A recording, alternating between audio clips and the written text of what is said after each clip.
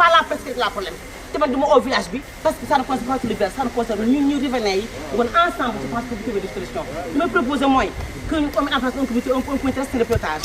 Nous sommes ici à Gouassar, nous sommes avec le petit préfet, comment on peut régler le problème. Mais ce n'est pas la presse qui règle le problème. Donc là, je me dis que je vais parce que la SAR a toujours négocié avec nous. Nous sommes brutalisés, nous sommes nakari. Nous sommes nakari. Nous sommes filles, nous sommes pas normal. Nous sommes des parce que ça a commencé. Mais nous sommes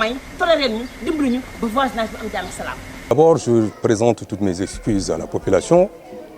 Je veux dire excuses, mais quand même, il faut comprendre une chose, que nos pipes ont existé bien avant l'implantation des populations.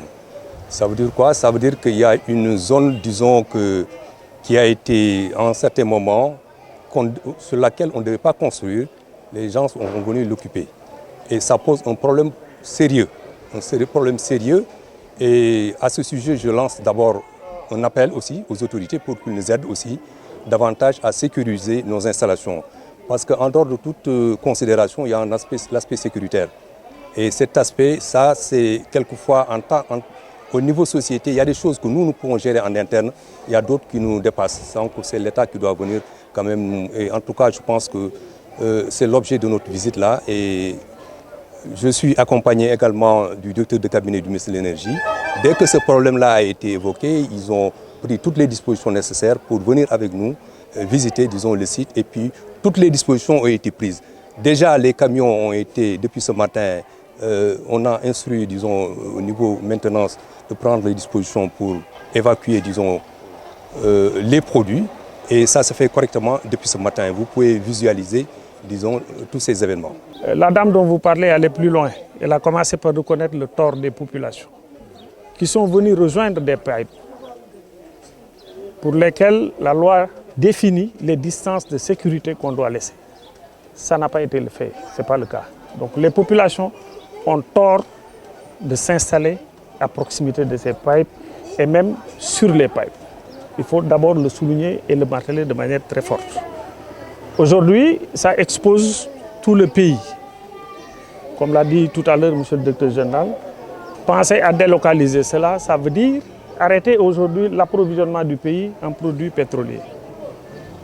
Est-ce que c'est une décision qu'un État responsable peut prendre à la légère? Du tout, je ne pense pas. On ne peut pas jouer avec la vie des gens, on ne peut pas jouer avec la sécurité des gens.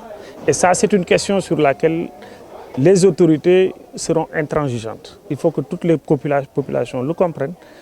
Un pays a besoin d'ordre. Récemment, il y a 2-3 jours, vous avez vu le blackout qu'on a eu à Thiès. C'est des pratiques du même genre. C'est des populations qui sont venues s'installer sous des lignes haute tension. Construire une maison sous une ligne à 90 000 volts, c'est vraiment un suicide. Et c'est ce qu'on a fait sur beaucoup de coins, sur beaucoup d'espaces dans ce pays-là. Les populations viennent volontairement s'installer dans des emprises de lignes haute tension ou sur des pipes comme c'est le cas ici. Et après, si on prend des mesures pour rétablir l'ordre, on crie, on appelle la presse, et on appelle tout le monde et on se plaint. Nous devons, en tant que Sénégalais, savoir ce que nous voulons. Ou on veut un pays qui est dans le désordre, où chacun fait ce qu'il veut, et dans ce cas, que personne ne crie, que personne ne dise rien du tout. Ou alors on veut un pays qui est dans l'ordre, où les choses se passent normalement et chacun respecte la loi. Il faut que les populations sachent le danger qu'il y a aujourd'hui et auquel ils ont exposé tout le pays.